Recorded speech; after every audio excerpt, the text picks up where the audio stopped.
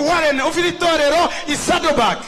In the nation of United States of America, in the state of California, in Orange City, we have a friend of ours called Dr. Rick Warren, who is here with us. Nyakubahwa uwo mugabo akunze itorero ry'u Rwanda kandi akunze igihugu cy'u Rwanda. This man loves the church in Rwanda and he loves Rwanda itself. Nyakubahwa Minisitiri w'Intebe, uwo mugabo naramubonye amaso yanjye asengera abakomeye hirya no hino, harimo na Perezida wacu wa Repubulika igihe cyo kwimikwa ahabwa inkoni. I saw him in the time of the second swearing in of the Excellency, his President of our Republic, when he was here.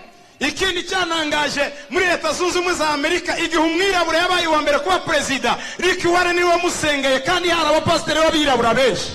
And I recall that in the history of America, when the first ever African American was elected to be president, it was again Pastor Rick Warren who swore him in. Ariko ibirenzeho nuko uyu mugabo afite umutima w'urukundo rwagutse, yifuza kuzamura u Rwanda ngo rube icyitegererezo ku isi yose. But further to that, he has a heart full of love and he wants to stand with Rwanda, raise it that it may be a role model to the nations. We n'umugore we batanze hafi igice cya miliyoni y'amadolari kugira ngo tubashe kubaka ibitaro bya Karongi. Him and his wife gave almost they gave $500,000 to the construction of the hospital in Karongi. Nejo bundi yatanze nk'eshanu kugira ngo bafashe akarere ka Karongi. And recently he gave 5 cows to help the people in the district of Karongi. Hashize imyaka 9 za muri iki gihugu buri mwaka ndetse yohereza n'abantu. It's been 9 years when he comes to this country, and he has also been sending members of his church to this country. Hamwe n'Imana,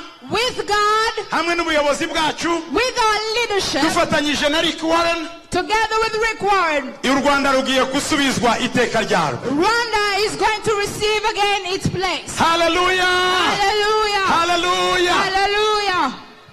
Nyakubahwa Minisitiri w'Intebe, Honorable Right Prime Minister, amatorero yo mu Rwanda, churches of Rwanda yansabye yantumye, have sent me, they have asked me ngo twongere tubibutse nanone that we remind you again ko abakristo mu Rwanda, that Christians in Rwanda mwazaduha umunsi umwe mu mwaka mu kwezi kwa munane kugira ngo tuze tuwushimira mu Imana ibyo yakoreye igihugu cyacu. That if you could give us one day in the month of August, a holiday for thanksgiving to God for what he has done. Tuzi ko mukunda Imana, we know that you love God, kandi tuzi ko namwe mubikunda mubishigikiye, and you're supporting that, we know. Muri bimwe bimenyetso bitwemeza nuko mu Rwanda harimo umudendezo kuramya Imana no kuyihimbaza. One of the signs for that is that in Rwanda we have thanksgiving and praise. Rero uwo munsi basabaga, so the day they were asking for, ni kuwa mbere, ku munsi wa mbere w'icyumweru cya kabiri cyo kwa munane, is the Monday of the second week of August. Kugira ngo abanyarwanda twese tuzongere tube hamwe dushima Imana tunayihimbaza. So that Rwandans will meet again together to give thanks to God. Ndagira ngo iyo mvura ibabere umugisha ntibabere umuvumo. May this rain be a blessing to you, not a curse. Iyi ni imvura y'umugisha Imana yemeza ko twishimiye ibyo turimo. This is the rain of blessing from God that he has agreed and accepted what we're doing. Hallelujah, Imana kwiduhaye imvura. Hallelujah, that God has given us rain. Iyi ni imvura y'umugisha.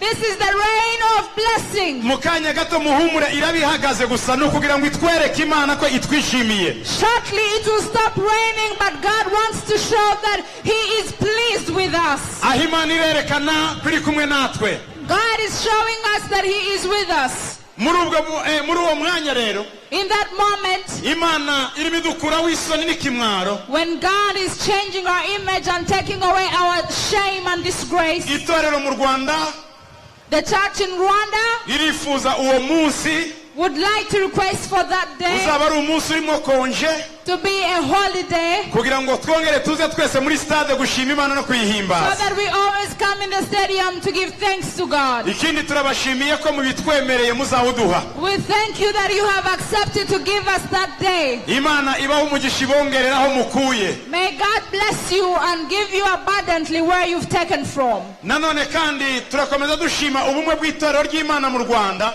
Again we thank God for the unity in the churches in Rwanda. Tutarebye umuntu mu myizerere afite, irrespective of the doctrines, ahubwo turakomeza dushima iby'Imana irimo ikora. but thanking God together for what he's doing. ndagira ngo mbashimire aba uyu muryango witwa Peace Plan ari uri mugerageza guhuza ibikorwa byose bya Rwanda Shima. I would like to thank Peace Plan, which is coordinating the Rwanda Thanksgiving Festival.